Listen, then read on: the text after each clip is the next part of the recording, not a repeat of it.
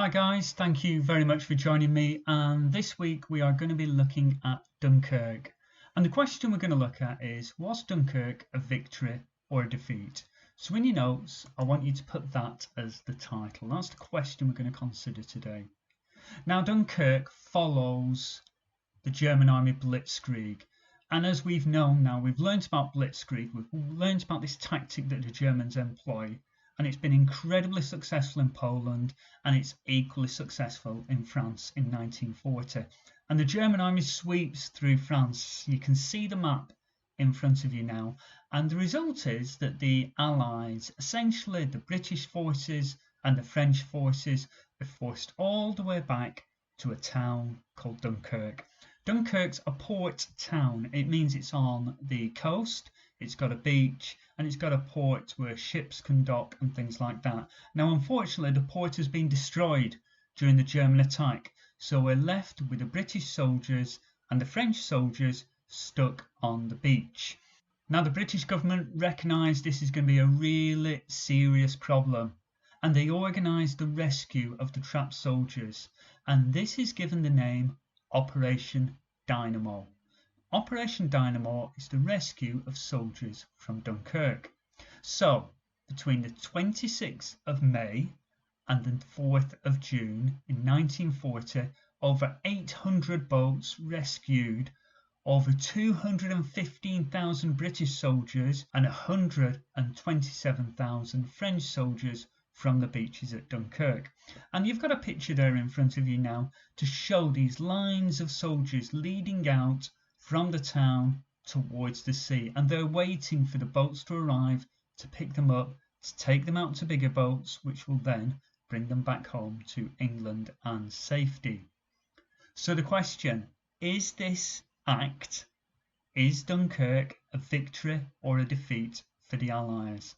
Now, to do that, I'm going to give you some sources to look at. We're going to do 2 here, then you've got a printout with 4 more.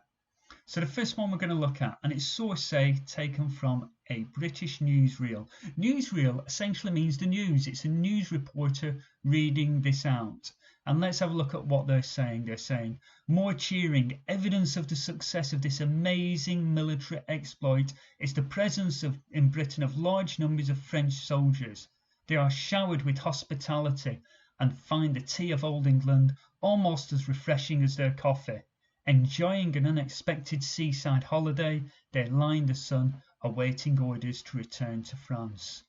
The story of that epic withdrawal will live in history as a glorious example of discipline among troops. Every kind of small craft, destroyers, paddle steamers, yachts, motorboats, rowing boats, had sped here to the burning ruins of Dunkirk to bring off the British and French troops. Okay, a couple of words I'm just going to dive back into there. Showered with hospitality. That means you're giving them gifts, you're giving them tea, you're giving them coffee, you're giving them cakes, you're looking after somebody. So that's what hospitality means when we're looking at that. And if we look at the source, it's really describing this as a victory. It almost describes it. Well, it does. It says an unexpected seaside holiday. So I would suggest that source A says Dunkirk is a victory. So let's have a look at source B then. And source B is the number of weapons, supplies and men left behind at Dunkirk.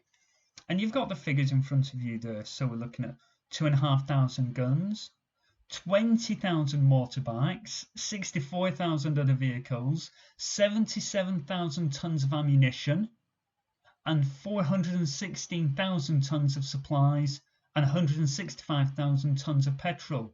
So that's all equipment we've had to leave behind. We can't bring it back home to fight again. We've had to abandon it to the Germans. More importantly, 68,000 soldiers are either killed or they've now been taken prisoner by the Germans.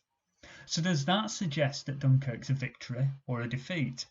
I'd suggest source B probably says it's more of a defeat. So we've looked at 2 sources. What I want you to do now, I want you to use the handout you've been given. It's been attached as your lesson this week.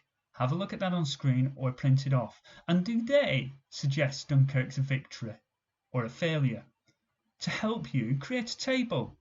victory on one side, failure on the other side, or I'd cut the sources out and put them into 2 pounds. But I need you to do that now. I want you to do a little bit of source analysis. Press pause on this video and get on with that task. Once you've done that, we'll do the last thing. So, our last task for this lesson, and it's an assignment, it's a written task. This will have been set for you on Teams. And the question is, Dunkirk was a failure for the British Army. Do you agree with this statement? I want you to complete this using 2 complete paragraphs, please. First paragraph, evidence to support the statement. So we're going to be looking for evidence to say, yes, it was a failure. And then your second paragraph, evidence to contradict this statement. Contradict, it means we're not agreeing with the statement. So evidence to say it was a success for the British Army. Don't forget, one of my pet hates, I do not like your paragraph starting with I think or I believe. Remember to start it with some historians think or evidence of, but do not use the word I. Only use the word I right at the end. So finally, when you give your opinion, then you can say, it is my opinion, or I think, and then you're going to give that. Remember, point, evidence, explain for each paragraph, please. It's really important we work on that paragraph structure, particularly as when we get back into school, we are all going to be facing GCSEs in one form or another. Even if it's not history, you're going to have GCSEs heading your way. We need to really start perfecting that written skills. Okay, any questions? Ask me on Teams. Other than that, have a good week.